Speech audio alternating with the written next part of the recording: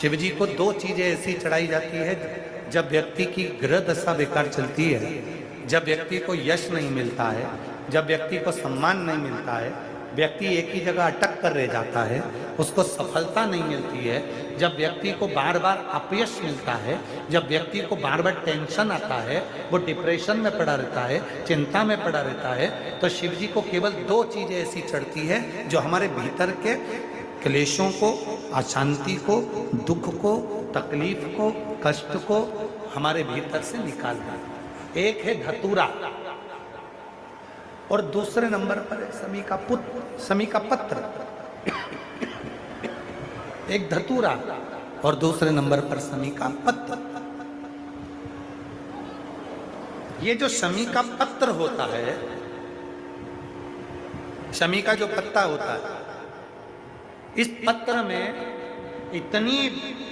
प्रबलता होती है शमी के अंदर कि जैसे कहते हैं शमी की जो लकड़ी होती है, अगर वो आगी में डाली जाती है तो वो शमी की लकड़ी आगी में लंबे समय तक चलती है, उसकी आग बुझती नहीं है। सारी लकड़ियों की आग जल्दी बुझ जाती है, पर शमी की लकड़ी की आग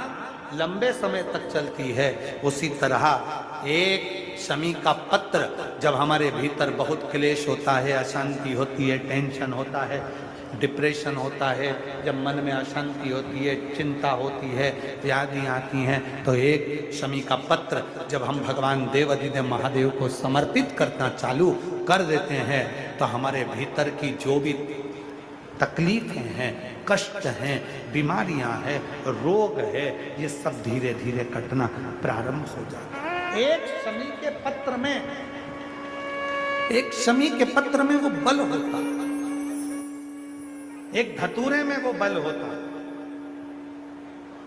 एक धतूरे में और शमी के पत्र में वो प्रबलता होता।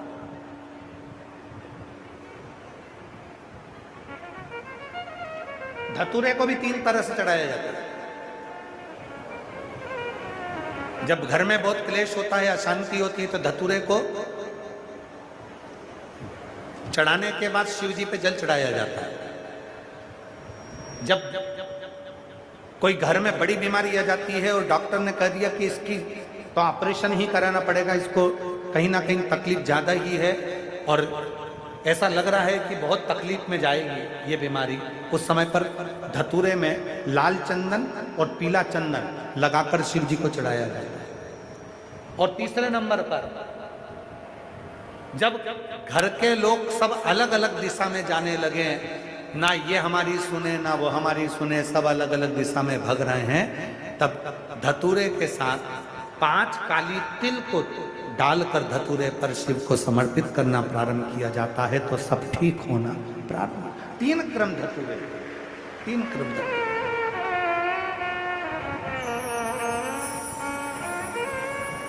एक पत्र है, अच्छा है, देखिए।